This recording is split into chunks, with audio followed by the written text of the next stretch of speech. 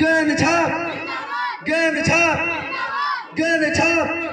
हमारा नेता कैसा हो, हमारा नेता कैसा हो, हमारा नेता कैसा हो।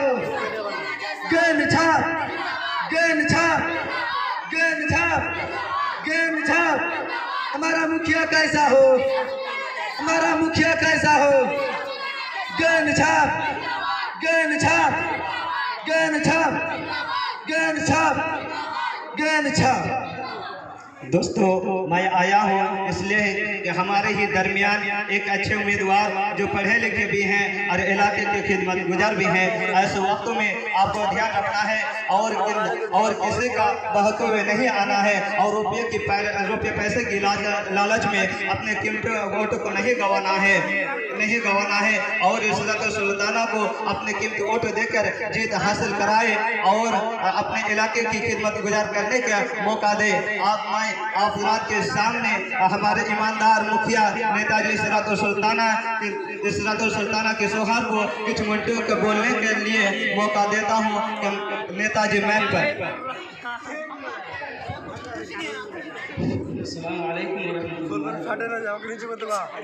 मैं आपके दरमियान में कोई नया आदमी नहीं हूँ। बरस से आप ही लोगों की खिदमत में लगा हुआ हूँ। खिदमत गुजारी मेरा शोआ है।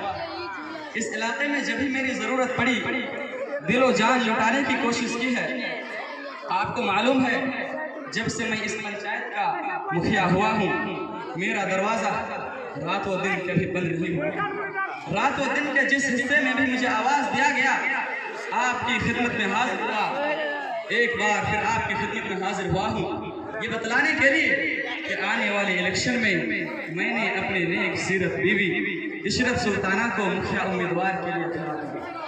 मैं आपसे हाथ जोड़कर कहता हूँ कि एक बार फिर खिदमत करने का मौका दे। दोस्तों ये हमारे लिए मजबूरी है कि यहाँ की सीटें औरतों के लिए रिजर्व होने की वजह से अपनी बीवी को खड़ा करना पड़ा। आपको मालूम है मेरी बीवी अहकाम शरिया के पाबंद है, तहज्जुद गुजार है, हुदूद शरिया में रहकर आपकी कौम की खिदमत करेगी। इसलिए बराए करम चुनाव निशान कार को मत भूलना। चमन के जर्रे जर्रे को पिलाया है लहू हमने, चमन के जर्रे जर्रे को पिलाया है लहू हमने। गुलों की बात क्या हारों को भी प्यासा नहीं छोड़ा। इसी बात पर खत्म करता हूं। आप कैसे हम लोगों के मजलिस में आ गए? किसने इजाजत दी?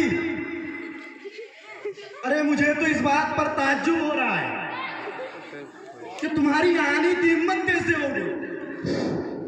क्या तुम्हें मालूम नहीं ये शरीफों की मजलिस है, यहाँ सिर्फ शरीफ लोग बैठते हैं। जो उलमाए किराम की मजलिस है यहाँ सिर्फ किताब और सुन्नत की बात होती है। यहाँ आपके लिए सियासी लीडर का कोई महफिल नहीं कि आप इस तरह के इलेक्शन की प्रचार करें। ये कोई आवासों का अड्डा नहीं है। जरा जबान संभाल कर निकालो वरना जबान खींच लूंगा। तुम्हें नहीं मालूम मैं कौन हूँ? अब क्यों इतना गर्मी दिखा रहे हैं? जरा शांति और सुकून से बात कीजिए। छोटे और बड़े को कुछ लिहाज कीजिए। ये हमारे होने वाले मुखिया इस्लात सुल्ताना के सोहार है, ये वोटों के लिए आए हैं। आप भी कुछ ताउन करें। अल्लाहु अकबर, सुभान अल्लाह, सुभान अल्लाह, सुभान। औरतें इलेक्शन में, औरतें इलेक्शन में, खुदा खैर करे। अब तो ना जाने दुनिया का क्या हाल होगा। वो जमाना आ गया कि औरतें मर्दों पर हुकूमत करने लगी और मर्द हजरात उनके ताबे और महकूम बनकर रह गए। क्या आजकल के मुसलमानों को नबी करीम सल्लल्लाहु अलैहि वसल्लम का वो हदीस याद नहीं रहा कि वो कौम तबाह हो गई, वो कौम बर्बाद हो गई जिसने अपने औरतों को इलेक्शन में खड़ा किया, जिसने अपने औरतों को बेपर्दा किया। वो कौम तबाह हो गई जिसने अपनी औरतों को सरबराह बनाया। अरे आप ये क्या कह रहे हैं? ये हुकूमत ने मुसलमानों पर तो एहसान किया। ये एक नाकाबिले फरामोश एहसान है जिसके आपको और हमें उसकी कदर करनी चाहिए कि कोई गैर मुस्लिम औरत हम पर हुकूमत ना कर सके और हमारी औरतों का ही मर्तबा बुलंद रहे। देखिए देखिए मुखिया साहब, देखिए क्या बोल रहे हैं, एहसान क्या, एहसान क्या। अरे मुखिया साहब, आप हुकूमत में के चलवे से वो कैफियत आए हैं यार, आप हुकूमत के चालों से वाकिफ नहीं है। सुन लीजिए, ये एहसान नहीं है, ये जुल्म है, ये इस्लाम और मुसलमानों के खिलाफ एक मुनज़्ज़म साजिश है। मुखिया साहब, आपको देखकर ऐसा लगता है सर आप कोई पढ़ा उड़ा नहीं है, मतलब देखे नहीं सर, मदरसा भी नहीं देखे। सुनिए मुझसे, सुनिए, ऐसा लगता है कि आपने इस्लामी तालीमात को पढ़ा ही नहीं, उसका मुताला ही नहीं किया। सुनिए पुलिस साहब, सुनिए, मुखिया और आपके सुपर रफे ने इसका आप ही वोट मांगने आए ना। सुनिए मुझसे, सुनिए, आप जो कह रहे हैं कि हुकूमत ने मुसलमानों पर यह एहसान किया है ताकि हमारी औरत की मकाम मर्तबा नीचे ना जाए। हमसे सुनिए मुखिया साहब, आप भी सुनिए पुलिस साहब, यह औरत को उसकी मकाम मर्तबा नहीं दिया जा रहा है, बल्कि उनको उनकी मकाम मर्तबे से नीचे गिराया जा रहा है। ये मुखिया साहब पढ़ा लिखा होता, अरे मौलवी साहब भी कुर्ते में लगता है पढ़ा लिखा है। औरत का माना क्या जानते हैं? औरत का माना क्या है? पर्दे छिपा रहना। अरे वो औरत का माना होता है पर्दे के अंदर रहे।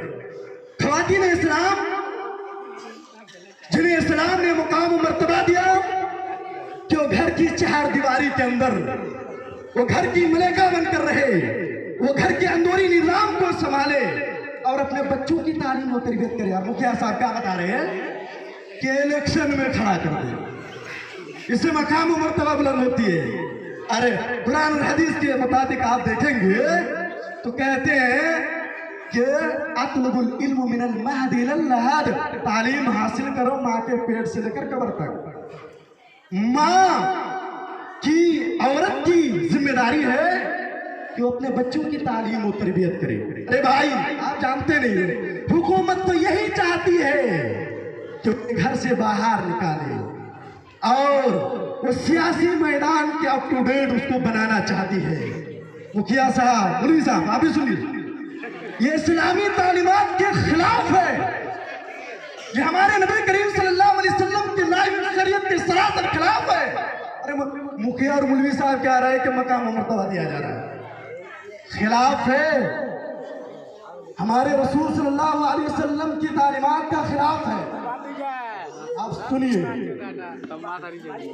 ये हुकूमत इस तरह की इलेक्शन लड़वाना, औरतों को यानी पर्दे से बाहर निकालकर सियासी मैदान में उसको फील्डिंग लगा देना, मेरे भाइयों समझ लीजिए ये इस्लाम के शेर जैसी ताकत को पारा पारा करना चाहती है, बिखरना चाहती है, और आप कहते हैं उसको मकाम मर्तबा दिया जा रहा है।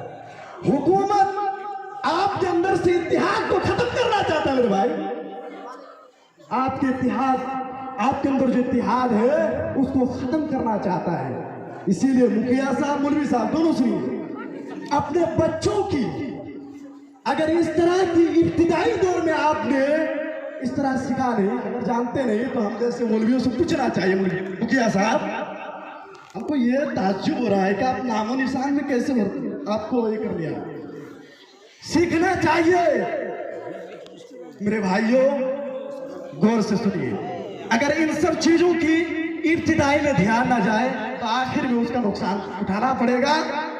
और तमाम शामिल और मुखिया और मौलवी साहब दोनों सुन लीजिए, दोनों सुन लीजिए, हम अपने बीवियों को, हम अपने बहनों को, हम अपने बेटियों को इस तरह की सियासी महफिलों में जाने से बचाए, क्योंकि हमारे नबी करीम सल्लल्लाहु अलैहि वसल्लम ने मना फरमाया है।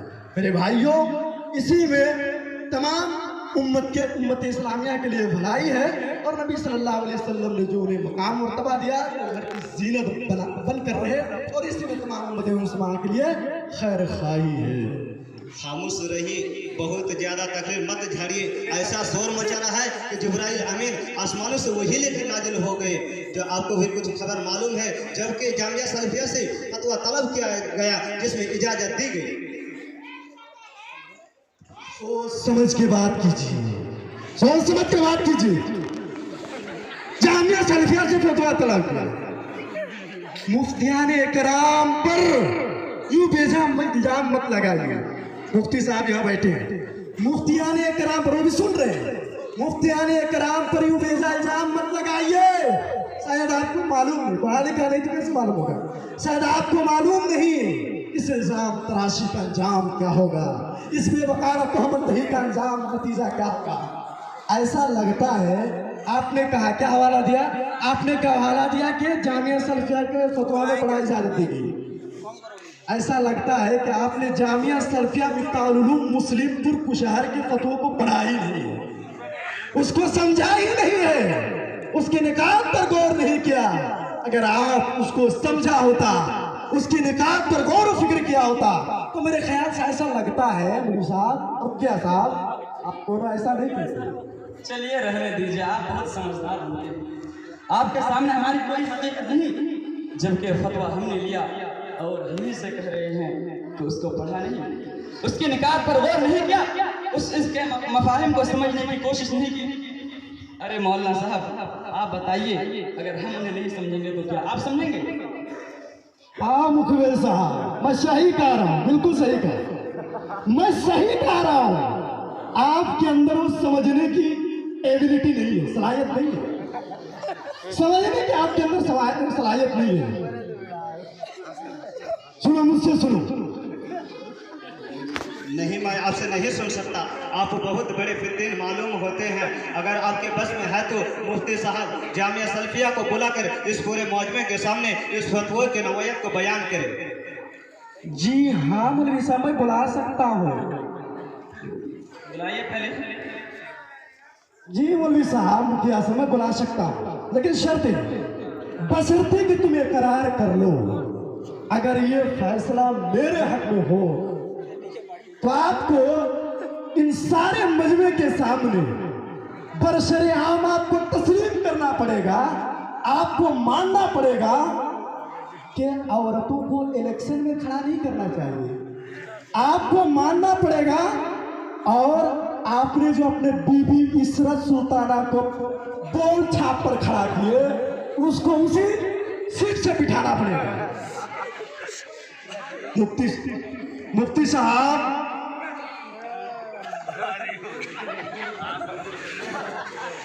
है क्या मसला है?